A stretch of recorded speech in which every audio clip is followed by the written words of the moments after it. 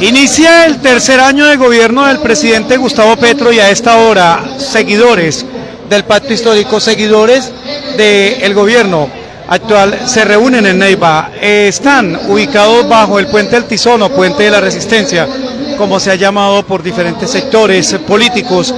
Hay aquí una serie de actos culturales, hay una serie de actividades culturales y también hay una cantidad de intervenciones de corte político por parte de quienes han llegado hasta este evento que, como lo acabo de decir, se desarrolla en la parte baja del puente del Tizón. Incluso hay hasta olla comunitaria, porque lo que nos dicen es que parte de quienes está participando en esta jornada pues almorzarán aquí.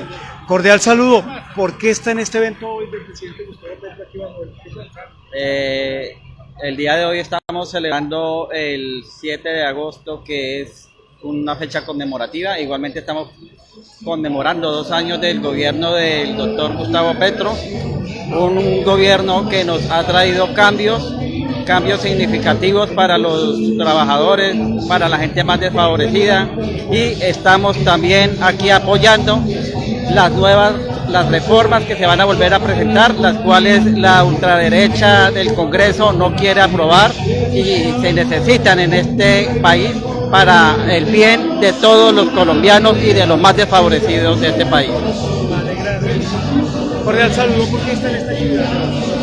Estoy para apoyar al presidente Petro, para apoyar sus reformas, para que el pueblo despierte y no vuelva a caer en la mentira de apoyar a la ultraderecha, porque si no apoyamos este gobierno volveremos a retroceder, y entonces tenemos que apoyar este cambio. Esto no se va a lograr en estos 2 años.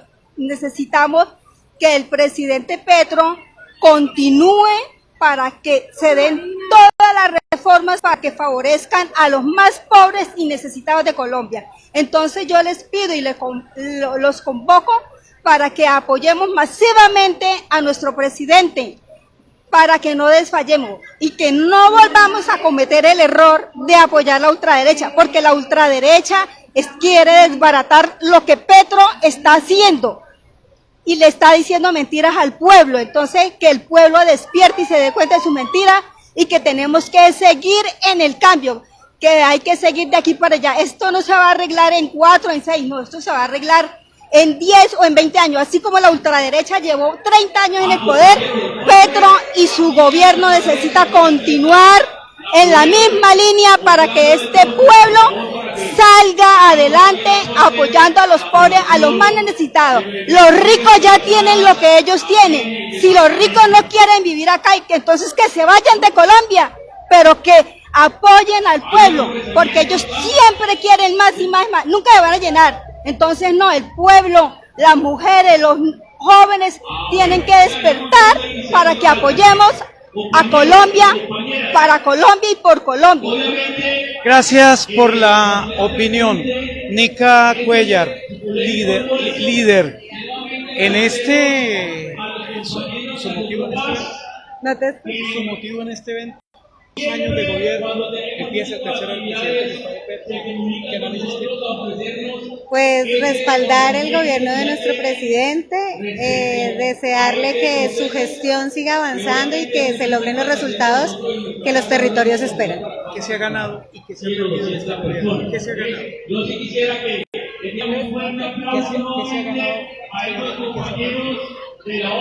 Bueno, se ha ganado que las comunidades se sientan reconocidas, que los territorios se sientan reconocidos, y pues hay que hacer un balance de la gestión para determinar qué consideran las comunidades que se ha perdido.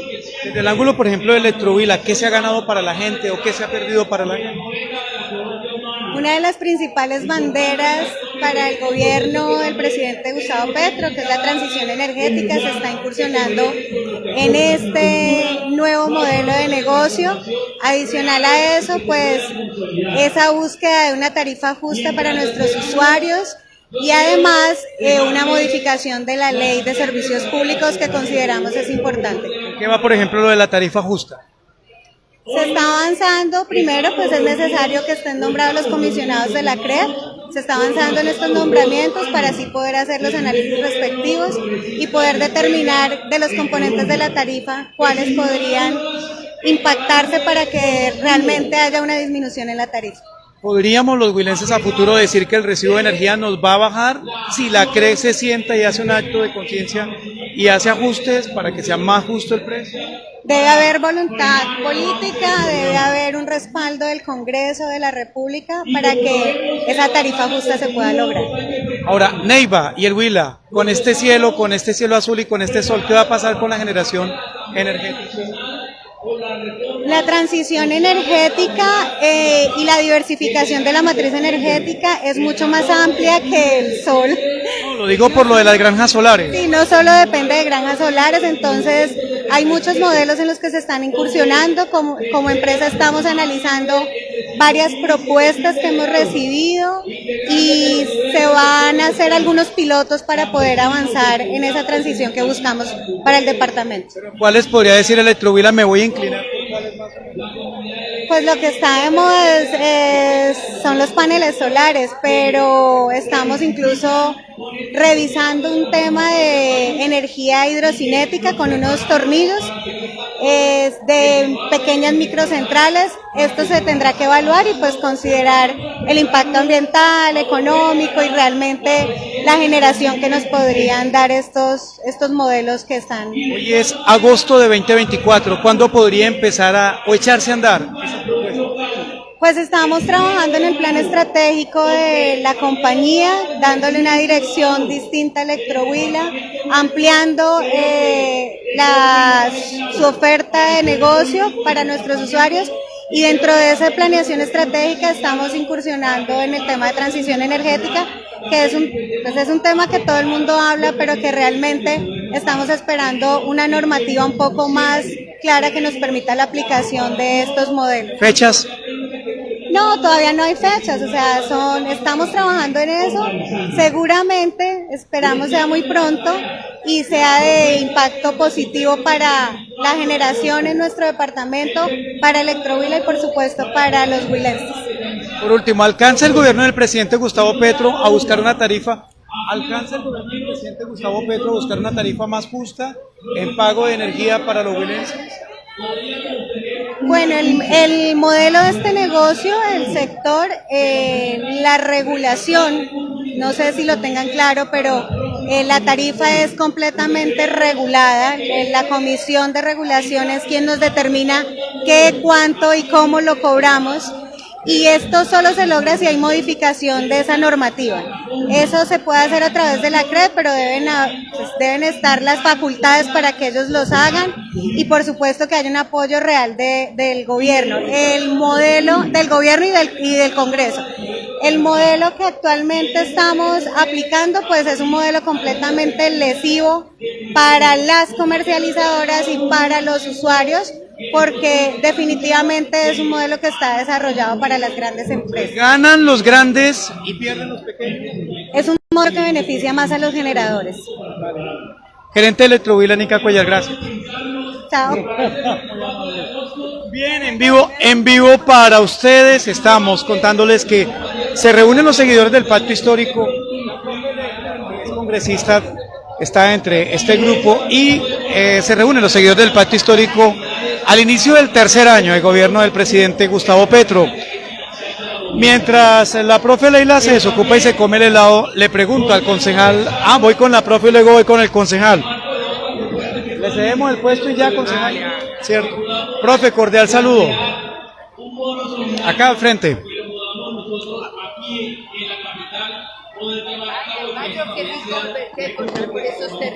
Profe, cordial saludo, me alegra saludarla. Bueno, igualmente me alegra. Tenemos pendientes tareas, la siembra de árboles ahí por los lados de Trapichito. De Trapichito, son muchas tareas, una agenda ambiental pues que se ha quedado un poco rezagada, pero para decirles que estamos presentando proyectos muy importantes. Balance, se acaban 2 años del gobierno del presidente Gustavo Petro, empieza el tercer año. Lo bueno, lo malo y lo feo de este gobierno. Pues voy a empezar por lo malo, el tema de la corrupción. Sabemos nosotros que una de las banderas de nuestro gobierno y de de esta propuesta, si desde luego quienes hacemos parte de él, es la lucha contra la corrupción, pero vemos que lamentablemente nuestro mismo gobierno pues se ha visto involucrado en actos y lo reprochamos contundentemente. De ninguna manera vemos que el presidente se haya involucrado, él está salvaguardado por la corrupción, pero ha confiado, y entonces nos toca hablar qué significa la confianza. Cuando tú confías en alguien, cuando tú le entregas una entidad creyendo que lo va a hacer de manera transparente, idónea, nos genera una incertidumbre. Punto negativo, punto de incertidumbre. Usted sabe que la otra bandera es la apuesta por la paz. Y cuando se habla de la paz, lamentablemente vemos que en Colombia persiste quienes se oponen a la paz. Y hasta que no tengamos un cambio cultural, donde entendamos que la vida es el valor absoluto, pues creo que va a ser complicado la paz. Difícil.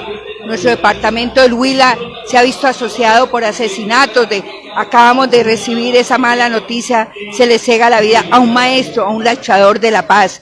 A los niños los están reclutando, complejidades, dificultades, pero es preciso decir que esto está asociado a la lucha de este gobierno, claro, contra el narcotráfico. Y como teníamos una sociedad donde el narcotráfico estaba manejando las economías de los territorios, pues ahí viene uno de los elementos que hace más compleja la paz. Pero seguimos en la resistencia. Hablemos de lo bonito, de lo grande, la protesta social. Este sitio es simbólico, el estallido social. Recordamos, y tú que perteneces al periódico La Nación precisamente, hubo complejidades aquí. Y ahí aparece el estallido social, pero mira, esas transformaciones y ese nuevo gobierno llega a partir de esa movilización de los jóvenes. ¿Qué podemos decir 2 años después? Que se ha empoderado la protesta social como mecanismo democrático. Puede salir la oposición, la derecha, la izquierda, todos, y a todos se les está dando garantía para que se protejan sus vidas y sus formas de expresión. Ese es un avance. Otro avance, ahora tenemos una ciudadanía que se está incorporando a los procesos. ¿Por qué razón? Tenemos una ciudadanía que está haciendo veeduría, una ciudadanía que ya sabe lo que significa una EPS, una ADRES, ya sabe qué es la SAE, una cantidad de instituciones que no se conocían cuál era el rol. Y entonces ya tenemos una ciudadanía con más conocimiento, una ciudadanía participativa. Entonces, para evaluar el gobierno hay que mirar las formas de pensar, si han evolucionado la participación y, lógico, las obras que se hayan hecho. Pero para mí lo más importante ha sido la transformación cultural que se está dando. Ayer Ricardo Giraldo, abogado del ejército gaitanista de Colombia, conocido como Clan del Golfo, decía que el grupo armado inicia diálogos con el presidente, diálogos de paz con el gobierno del presidente Gustavo Petro, pero que no está dispuesto a entregar sus armas ni a someterse a la justicia, y también enfatizó que no acepta la posibilidad de ir a prisión, y advirtió además que se necesita que se suspendan las órdenes de captura. Esa es la paz total que busca el presidente Petro, pero ¿cómo buscarle la paz total si muchos no quieren? Bueno, yo creo que cuando uno dialoga con el enemigo, cuando piensa diferente, instrumentos diferentes, entonces poder decir, quiero entrar a un diálogo, pero ya poniendo unas líneas rojas, pues no. Eso quiere decir que entonces es un diálogo que ya se nota que no va a tener resultados positivos. Cuando uno va a un diálogo es porque va a haber consenso. Es preciso que ese diálogo llegue a golpear ese pensamiento que de ninguna manera significa paz. Complicado, difícil. Yo dialogo es para llegar a consensos, a acuerdos. Entonces, las armas solamente pues, deben estar en manos del ejército, de lo legal. Ahí no puede haber consenso, desde luego. Las disidencias de las FARC están haciendo de las suyas en el Cauca, ahora en el Huila, en varios departamentos. El presidente insiste en una paz total firmada con ellos, pero ellos realmente no quieren. ¿Qué hacer entonces? Bueno, pues es algo supremamente complejo. El presidente se le está jugando Él quiere proteger la vida de los soldados, que ninguna persona sea víctima de las armas. Eso es la angustia, preocupación, y nosotros nos unimos a ella y vemos un presidente de puertas abiertas, pero llegará el momento en que definitivamente todo tiene su límite. El respeto a la vida no es negociable. La extorsión no puede hacer parte de esas decisiones ni esos acuerdos. El reclutamiento de niños, de jóvenes, tampoco puede continuar. El respeto a los derechos humanos no puede estar, violentar los derechos humanos no puede estar por encima de un diálogo regional. Eso es fundamental. Muy complejo, Albatros. El acuerdo de paz, y los colombianos sabemos cómo sirvió esos primeros años después del acuerdo de paz, donde una guerrilla que en su mayoría se desmovilizó, pero desafortunadamente fueron 4 años fallidos el gobierno de Duque, que no continuó con ese proceso de paz, y por esa razón tenemos esta situación. A este gobierno le ha tocado asumir unas deudas que no cumplió el anterior gobierno, subsanarlas no es fácil, pero estamos en ello. Mire, hoy he escuchado, han venido representantes donde nos están diciendo que los maestros los están también extorsionando, no les permite que tenga un casco, le están restringiendo la circulación para sus lugares de trabajo en las zonas urbanas. Es supremamente complejo, esa es una realidad. Nos están pidiendo que haya una audiencia pública sobre la paz, nos están pidiendo que el gobierno nacional debe estar presente acá, bienestar familiar debe estar presente en el territorio. Eso es lo que hemos estado escuchando, y desde luego este encuentro tiene que servir para eso, ¿no? El compromiso, esperamos que el periódico La Nación nos apoye y si llevamos a cabo esa audiencia pública, donde consideramos que es de manera urgente salvaguardar la vida. Se están construyendo los caminos para la paz. Nos dicen que hay obras que se han parado porque ya no permiten que sigan trabajando. Entonces hay una complejidad muy grande, y para eso estos espacios de escuchar, de conocer, y desde luego a partir de este 7 de agosto pues hemos recogido mucha información y esperamos próximamente hacer la audiencia pública, donde convocaríamos a toda la población del departamento de Huila, empresarios, maestros, los vendedores ambulantes están siendo extorsionados, los campesinos siendo extorsionados. Necesitamos que el gobierno nacional los escuche, porque entre todos tenemos que construir la paz, es cambiar el chip, ¿cierto?, de la muerte, de la guerra, por la vida, por la reconciliación. Profe Leila, ahí queda mejor, es que estábamos muy encima. Continúo desde ese punto. 2 años... Se fueron 2 años del gobierno del presidente Gustavo Petro, quedan 2 años. ¿Qué sigue? ¿Qué se espera ganar en estos 2 años o qué se espera buscar para el país en estos 2 años? Bueno, lo primero es el acuerdo nacional, la paz. Pero esa paz llegará con las reformas sociales. Ya podemos decir que 3 millones de abuelos ya van a tener un mínimo, un bono pensional. Eso es construcción de paz. Ya tenemos unos jóvenes que pueden entrar a la universidad sin tener que pagar la matrícula. Ya tenemos al campesino ya reconocido como sujeto de derechos, así de manera normativa, pero concretamente tú estás diciendo, si me estás hablando de obras, si me estás hablando de la universidad, si estás hablando de la economía, mira, sobre la economía vamos bien, vamos bien. Tenemos una preocupación por el comportamiento que ha tenido, y con todo respeto, la Corte Constitucional, todo el sistema de justicia que nos está invalidando, ¿cierto?, reformas que son revolucionarias. En este momento nos preocupa la reforma pensional, está en manos de la Corte Constitucional. Entonces vemos quién pone la demanda a este proceso, pues quienes están enemigos de la paz. Oponerse a esa reforma pensional es una acción de violencia contra la paz. Entonces la incertidumbre jurídica, requerimos que ese Contralor General de la República de verdad haga que en todos los territorios se sienta que hay una Contraloría sobre los recursos públicos. Necesitamos una Fiscalía que nos permita conocer cuáles son los hechos que han rodeado los asesinatos. En el Huila, 11 pescadores artesanales han sido asesinados y no hay ninguna investigación que nos lleve a buen término. Entonces, en 2 años, una población movilizada, claro que sí, la movilización, ¿cierto? La necesitamos. Necesitamos la corrupción, que hayamos buscado las estrategias para que ya no haya más acciones de corrupción por parte de los entes que están en diferentes cargos del gobierno. Necesitamos que la ciudadanía se convierta en veedora de los procesos. Si usted sabe que están haciendo un puente, vuélvase veedor. Es decir, acabar con la indiferencia.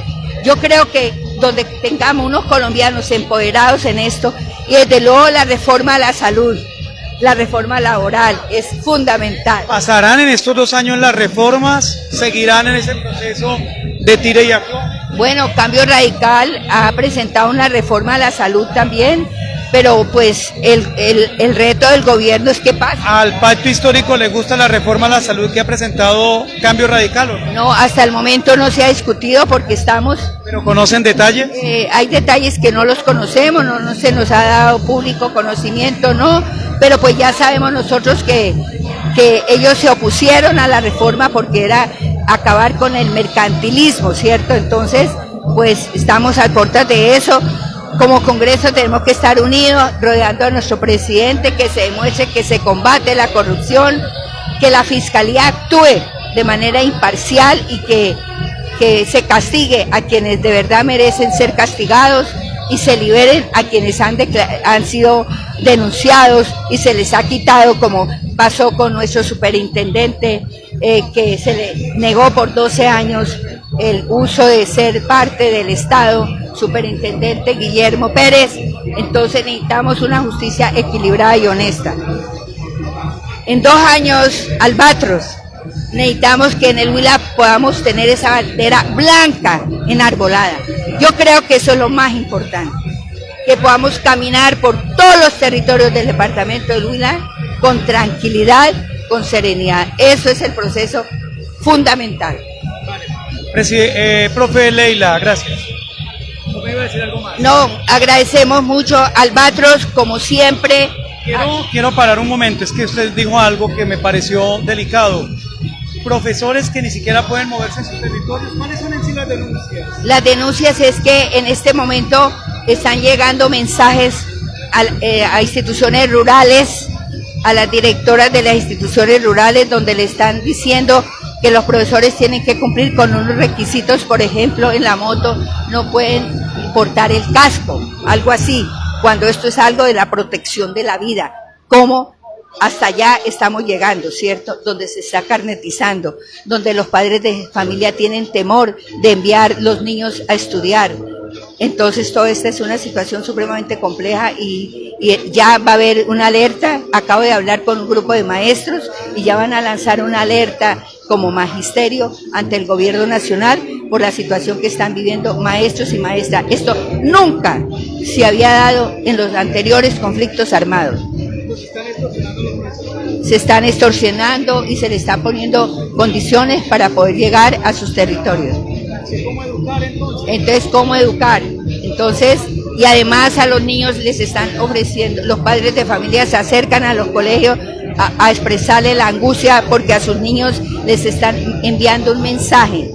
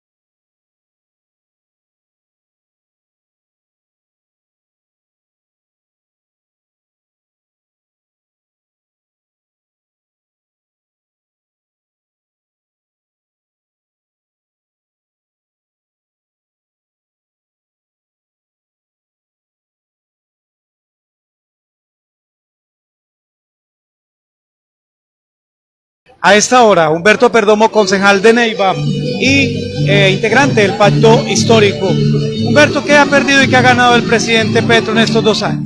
No, pues yo creo que ha sido precisamente el inicio de una nueva etapa política también en el país, un nuevo periodo político en el cual los sectores de izquierda y progresista pues están ganando un espacio en los sectores institucionales a nivel del gobierno nacional, y eso también ha representado, por ejemplo, acá en el municipio de Neiva, ¿no? De pasar a tener curul y media en el consejo, ya tenemos 2 curules, tenemos un diputado, entonces ahí hay como diferentes elementos sobre la posibilidad de que estos sectores alternativos de izquierda y progresistas estén ocupando los espacios institucionales. Pero más allá de eso también es el avance en algunos otros aspectos. Entonces, por ejemplo, se sacó adelante el acuerdo de Escazú, se sacó adelante algunas leyes que han sido importantes, como por ejemplo la reforma pensional, lo relacionado también con la gratuidad en educación superior. Se han avanzado también en algunos otros aspectos relacionados, por ejemplo, con la estabilidad económica. Entonces tenemos que, por ejemplo, el dólar, la tasa de cambio del dólar que la teníamos en 2023 inició disparadísima, ha bajado prácticamente la tasa de cambio en 1.000 pesos colombianos, y así han habido algunos otros elementos que me parece que han sido importantes. Hay que seguirle trabajando en estos 2 años porque nos quedan retos todavía de reformas que no se han complementado, y desde luego también hay que seguir revisando cuáles han sido esas fallas y cuáles han sido esas autocríticas que se han tenido, con el propósito de que el gobierno en estos 2 años también se comprometa pues con ir también revisando qué es lo que se puede mejorar para la culminación de este periodo. Seguridad y corrupción, 2 lunares del presidente del gobierno Petro. Pues mira, a mí me parece que el tema de seguridad es un tema que sigue siendo un reto, incluso no del presidente Petro, sino también en América Latina y a nivel mundial. Es una de las situaciones que nos hemos venido encontrando. Lo hemos visto en México, por ejemplo, y creo que los sectores progresistas y de izquierda hoy tenemos el reto también de plantear una alternativa alrededor de la seguridad y de la paz en nuestros territorios. Sobre todo alternativas porque desde luego lo hemos venido pensando con políticas sociales, de equidad social, de justicia social, pero muchas veces esos resultados se ven a largo plazo, a 10, a 15 años, y creo que lo que nuestros territorios están necesitando es una atención inmediata. Corrupción, me parece que han habido escándalos de corrupción que celebro que el gobierno nacional, sobre todo en cabeza de Gustavo Petro, haya tenido la capacidad de pedir perdón y sobre todo de reivindicar. ¿Qué pasó con la UNRGD, por ejemplo? Expulsó a las personas responsables de esos escándalos, cosas que no había pasado anteriormente. Ahora hay otras críticas y ahí yo lo saludo porque es muy importante entonces esas decisiones que ha tomado. Ahora hay otras cosas con las que yo no estoy de acuerdo, por ejemplo con mantener a Armando Benedetti en uno de los altos cargos pues del Estado, ¿no? Había estado como embajador en su momento, ahora nuevamente está como embajador. ¿A razón de qué tenemos que mantener a una persona como estas en el gobierno, verdad? Y otra de las cosas con las cuales pues uno también tiene que hacerle la crítica y la autocrítica al presidente Petro es la relación que establece también su núcleo familiar cercano, el hijo, el hermano, la esposa, porque desde luego aquí desde los territorios lo que hemos dicho, hemos salido a respaldar a un gobierno, no para que se siente una familia a beneficiarse de ciertos intereses, sino para que le respondan con el programa político. Entonces creo que Gustavo Petro lo ha venido haciendo de la mejor manera como lo ha podido hacer, respondiendo ante las diferentes situaciones, y hay que seguir acompañando desde el territorio. ¿Vienen 2 años de qué? No, vienen 2 años, yo creo que deberían ser 2 años de replantear también algunas de esas fallas que se han venido cometiendo, 2 años de poder activar una ruta muy concreta en la materialización del plan de desarrollo, que en nuestros territorios se sientan esos diferentes programas que quedaron contemplados acá, y una relación con el Congreso. Yo creo que ese va a ser un reto importante porque es que está pendiente la reforma a la salud, la reforma laboral, por ejemplo, la ley estatutaria de educación, entre algunas otras que son... La pensional está demandada. La pensional, por ejemplo. Entonces, esa relación con el Congreso debe ser importante del gobierno y también de la ciudadanía al exigirle al Congreso legislar en ese sentido. Y lo otro que creo que es muy importante es ¿para dónde vamos en el 2026? Aquí nos estamos pensando precisamente no un proyecto de Gustavo Petro, esto en realidad es un proyecto para que quienes hemos venido planteando la opción de poder, ser opción de poder desde los territorios, desde lo nacional, pues sigamos ganando espacio en la institucionalidad, y estos 2 años tiene que ser de pensar cuál va a ser el papel de estos diferentes actores en las próximas elecciones electorales. Humberto Perdomo, concejal de Neiva, integrante del Pacto Histórico, gracias. No, a usted muchas gracias, Albatros, y un saludo para toda la audiencia. Bien, en vivo para ustedes, 2 años del gobierno Petro. Dígame, 2 años del presidente del gobierno Petro. Ya le digo, espéreme, salgo del vivo y ya le respondo su pregunta, su inquietud. En estos 2 años hay actividades en diferentes ciudades del país. Aquí, en el caso particular de Neiva, pues se han reunido bajo el puente El Tizón o Puente de la Resistencia integrantes de los diferentes partidos del pacto histórico. Se han reunido a 2 años del gobierno. Marta Corral, saludo. Hola, Albatro, muy buen día. ¿Por qué están acá? Estamos aquí porque estamos apoyando las reformas del gobierno y por ser su segundo año, que el cambio se está dando paulatinamente, pero se está dando a pesar de todas las trabas que le está poniendo la tal oposición. Petro se le critica por corrupción y por la inseguridad del país. ¿Qué piensa? Yo creo que no hay persona más honesta que Petro. Si Petro fuera deshonesto, hace rato lo había metido a la cárcel. Con fiscal, contraloría, con todo el bolsillo de los uribistas, ya Petro lo hubieran acabado. No lo han podido acabar porque no tiene rabo de paja. Pero el gobierno ha habido situaciones de corrupción que han generado molestia, como el caso de los... El caso de Olmedo, que lo puso y él mismo dijo y pidió perdón, porque él mismo puso ese señor, pero ya dijo, afuera, todo lo corrupto no lo puedo aceptar. Y él dice a la fiscalía, investiguen. Él nunca está poniendo obstáculos como hacía Uribe, que le ponía obstáculos a la corte y todo, amenazaba si le iban a investigar los corruptos de él. Cambio Petro da libertad a la corte, da libertad a la fiscalía para que investiguen. Bien, Juan Pablo Tovar, directivo de la CUT, cordial saludo. ¿Por qué no tienen este evento? Bueno, nosotros somos convocantes de este espacio que se ha definido con ocasión de los 2 años del gobierno progresista de izquierda para hacer valoraciones que dentro de lo que hemos efectuado son muy positivas, a pesar de la fuerte oposición que se viene haciendo desde las diversas instituciones del Estado, de quienes tienen un pensamiento opuesto a lo que plantea este gobierno, y para definir acciones de cara a lo que viene. Siguen los debates en el Congreso de la reforma a la salud, la reforma laboral. Sabemos cómo es la composición del Congreso y pues lo que nos compete es que la ciudadanía se pueda expresar en función de lo que se está definiendo en ese espacio para que valore y también haga sentir la soberanía. El pueblo es el soberano y por encima de él no hay... Expertos le dan palo al gobierno del presidente Gustavo Petro por la inseguridad y la corrupción. Bueno, sobre el tema de la inseguridad, pues hay que decir que este es un país que lleva en guerra como 60 años. Intentaron acabarla a través de la confrontación armada y nunca se pudo. Este gobierno lleva 2 años planteando una salida distinta a través del diálogo, pero también manteniendo la acción de la fuerza militar para proteger.